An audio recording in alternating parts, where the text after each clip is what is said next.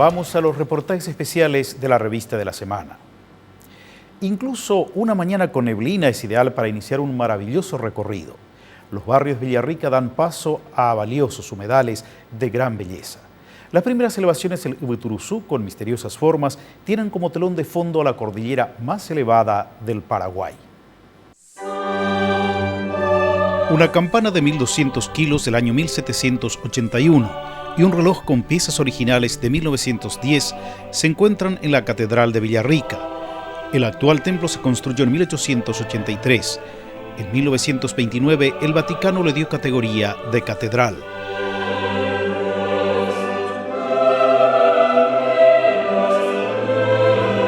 En su altar principal se encuentra la imagen de San Roque González de Santa Cruz, el primer santo paraguayo.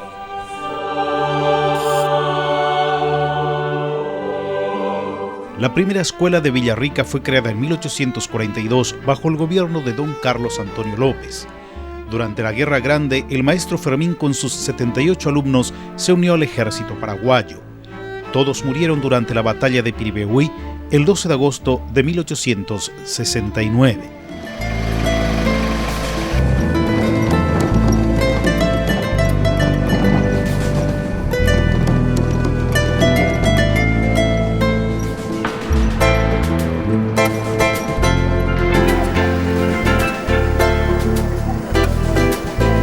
Grande la importancia que tiene por la zona de la recarga del acuífero Guaraní. Acá la cordillera de Ibituruzú, que está a unos kilómetros de acá, es un tapón que actúa como zona de recarga del acuífero. Entonces este humedal que estamos viendo acá, todo esto representa la biodiversidad de la flora y fauna en el departamento de Guairá.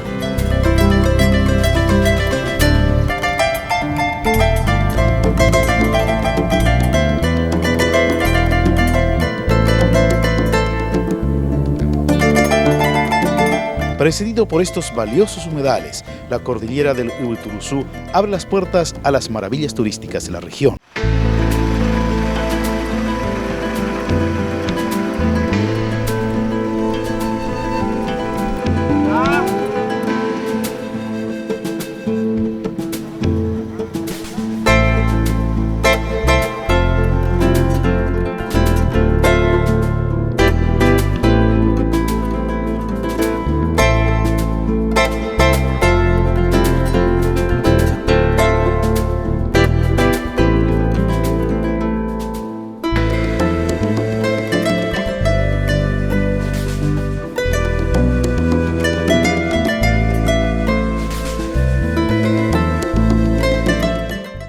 Circulando por un plano territorio se llega a las primeras elevaciones.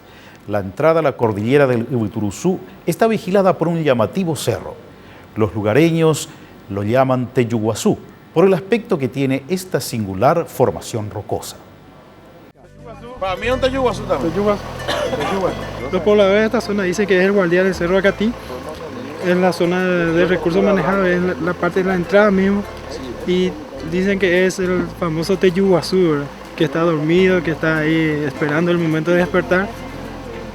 Es una formación geológica con ciertas características que aparenta ser un animal prehistórico que tiene mucha fantasía para la gente, hay mucha conjetura que se maneja al respecto, ¿verdad? Es una zona hermosa que tenemos que ver, tenemos que acercarnos un chiquitito más para disfrutarlo.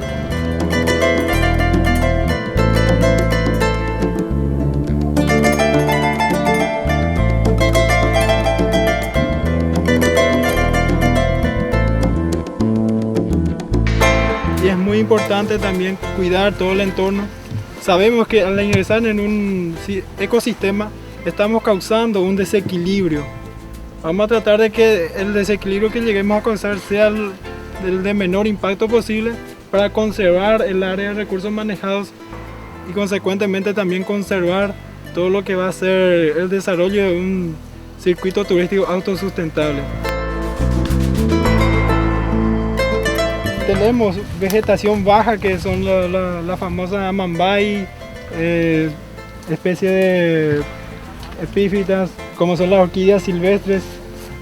Hay animales muy llamativos. Tenemos el Iriburu Villá, que hay un ejemplar todavía en el bosque núcleo mismo del área de recursos manejados de Turuzú, que es en la zona de Cerro Corá. El bosque núcleo consta de 10.000 hectáreas.